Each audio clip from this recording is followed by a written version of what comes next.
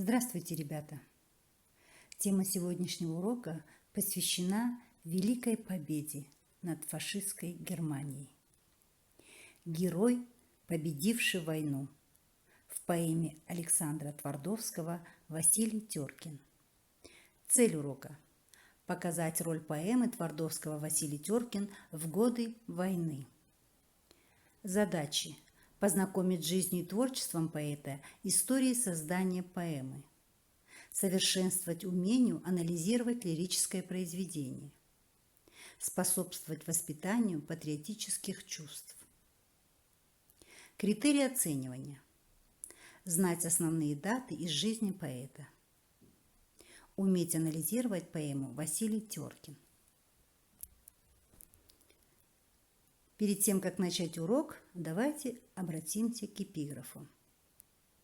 Память активна. Она не оставляет человека равнодушным, бездеятельным. Она владеет умом и сердцем человека. Память противостоит уничтожающей силе времени. В этом величайшее значение памяти. А что же такое память? С чем ассоциируется это слово? Как вы понимаете, это высказывание. Правильно, ребята. Память – это тема предков. История, война.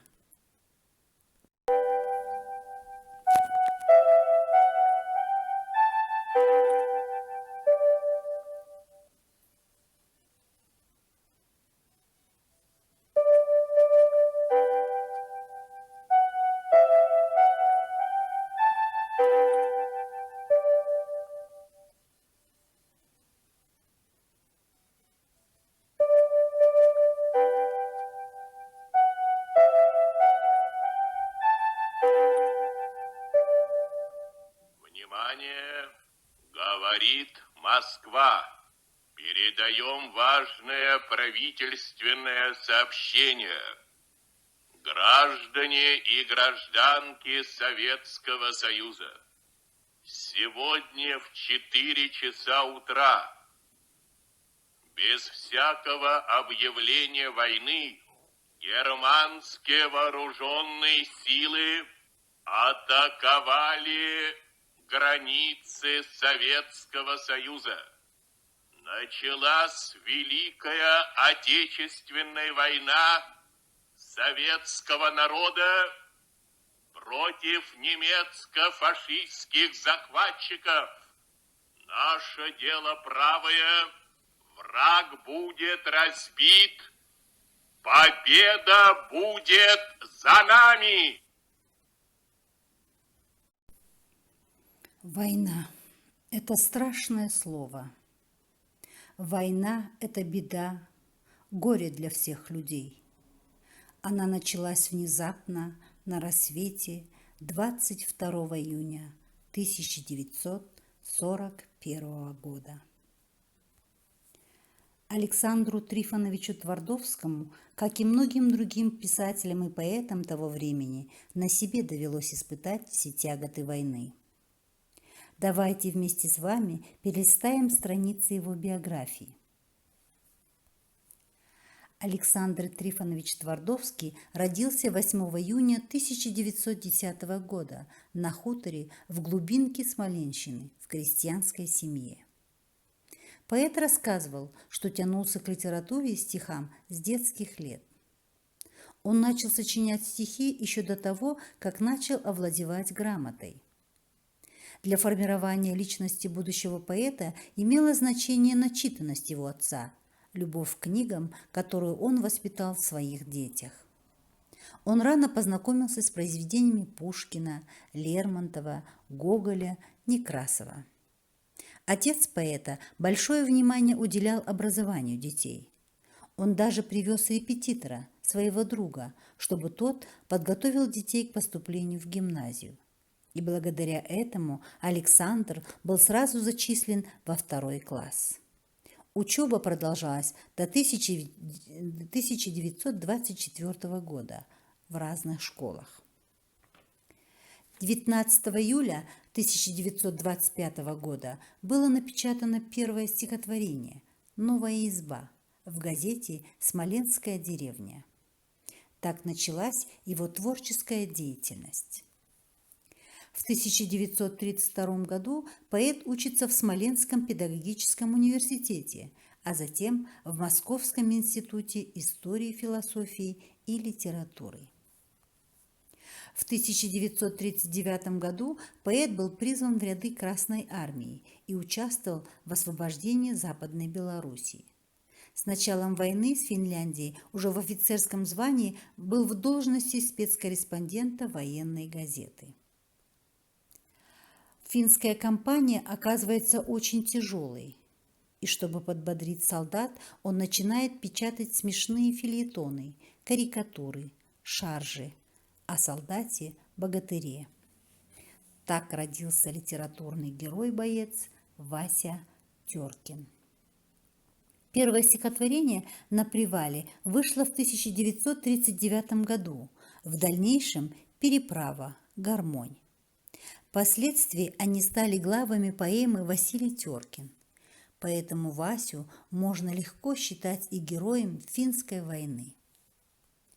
Когда началась Великая Отечественная война, Твардовский вновь становится военным корреспондентом, и поэтому поэма «Василий Теркин» была одним из популярнейших произведений о войне. Сильное впечатление, потрясение, обострившее чуткость к жизни, было его пребывание на Финском фронте. «С Финской войны осталось воспоминание», пишет поэт, «о бойце-парнишке, что был в 40-м году, убит в Финляндии на льду. Лежало как-то неумело по-детски маленькое тело». Замысел поэмы именно зародился там, на Финском фронте. Поэт хотел рассказать правду о жестокой войне, о судьбе солдата, защищавшего свою родину. А всего иного пуще не прожить наверняка. Без чего? Без правды сущей, правды прямо в душу бьющей. Да была бы она погуще, как бы ни была горька. В 1942 году была угроза захвата фашистскими войсками Черноморского побережья. Враг рвался к Сталинграду. И вот тогда Твардовский вспоминает о весельчаке и балагуре Васе Теркине. В газете «Красноармейская правда» началась публикация первых глав от автора «На перевале». Поэма получает известность, ее перепечатывают другие издания. Твардовский встречается с солдатами, посещает с творческими вечерами госпитали и трудовые коллективы. Произведение имеет большой успех у читателей. В 1943 году Твардовский решает закончить работу над поэмой, но письма с фронта содержали только одну просьбу – что они ждут новые главы. Книга про бойца стала главной работой Твардовского на фронте. Поэт писал: «Теркин был для меня моей лирикой, моей публицистикой, песней и поучением, анекдотом и присказкой, разговором по душам и репликой к случаю». Само собой родилось обозначение жанра. Книга про бойца. Почему книга, спросите вы?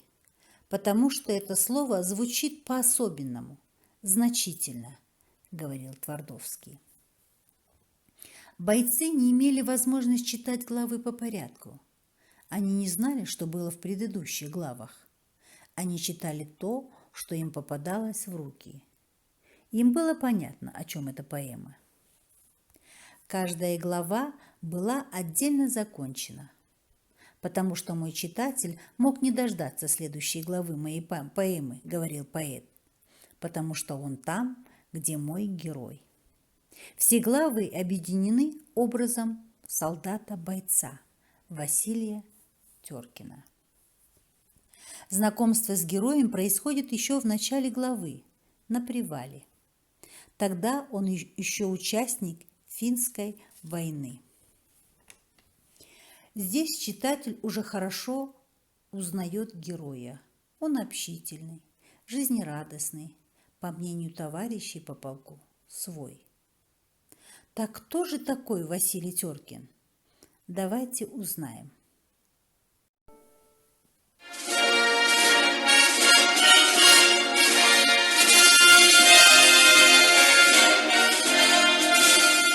Теркин, кто же он такой? Скажем откровенно. Просто парень, сам с собой. Он обыкновенный. Впрочем, парень хоть куда. Парень в этом роде в каждой роте есть всегда, да и в каждом взводе. И, чтоб знали, чем силен, скажем откровенно, красотой наделен не был он отменный. Невысок, не то чтоб мал, но герой героем. На Карельской воевал, за рекой сестрою. И не знаем, почему, спрашивать не стали. Почему тогда ему не дали медали? С этой темы повернем, скажем для порядка. Может, в списке наградном вышла опечатка? Не гляди, что на груди, а гляди, что впереди. В строй с июня, в бой с июля. Снова Теркин на войне. Видно, бомба или пуля не нашлась еще по мне. Был в бою задет осколком, зажило, и столько толку. Трижды был я окружен, трижды вот он, вышел вон. И хоть было беспокойно, оставался невредим. Под огнем косым, трехслойным, под навесным и прямым. И не раз в пути привычном, у дорог, в пыли колонн, был рассеян я частично, а частично истреблен. Но однако, жив вояка, кухни с места в бой. Курит, ест и пьет со смаком на позиции любой.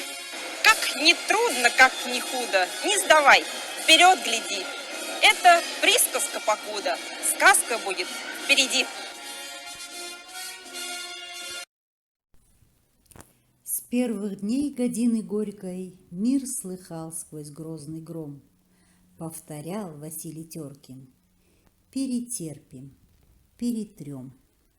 И фамилия была у него Теркин, оттертый, значит бывалый. Цель такого героя на войне была проста – заставить улыбнуться солдата, читая о балагуре, шутнике, неунывающем, который найдет выход из любых ситуаций. В образе Василия Теркина выявляются типичные черты русского народа – храбрость и умение найти любой выход из жизненной ситуации.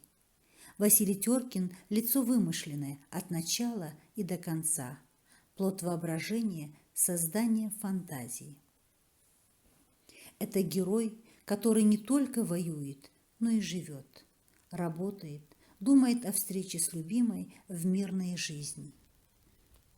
Как ни страшна война, но жизнь сильнее, и она победит. Война ведется ради жизни на земле. Немало сказок написано о русском солдате, который и кашу сварит из топора, и черта перехитрит, и в добром деле поможет. Вот на эту фольклорную лирику и упирался поэт, создавая своего Теркина. Поэт-фронтовик Константин Симонов писал: «Василий Теркин – это лучшее из всего написанного о войне, на войне. Написать так, как написано, это никому из нас не дано. Не подвержен Теркин смерти», – говорил поэт. Подведем итоги нашего урока. Задание для самостоятельной работы. Какие качества героя поэмы хотел показать автор? Почему? Какое значение имела поэма Василий Теркин в годы Великой Отечественной войны? Напишите характеристику Васи Теркина. Составьте таблицу, в которой вы будете писать строки, характеризующие Теркина. Задание по языку поэмы. Выпишите все крылатые выражения или афоризмы, встречающиеся в поэме. Следующее задание творческого характера. Нарисуйте словесный портрет Васи Теркина. Каким вы себе представляете его? Следующее задание – сочинить небольшой рассказ о войне, создав своего героя. Домашнее задание. Напишите сочинение по поэме Василий Теркин. Вам даются 2 темы, по выбору написать по одной из них. Первая тема – солдат Василий Теркин, герой, победивший войну. И вторая тема – картины фронтовой жизни в поэме Василий Теркин. Перед тем, как закончить наш урок, давайте проведем рефлексию. Скажите, ребята, понравился ли вам наш сегодняшний урок? Как вы считаете, достигли ли мы с вами поставленной цели урока? Выполнили ли поставленные задачи? Какую бы вы себе поставили оценку?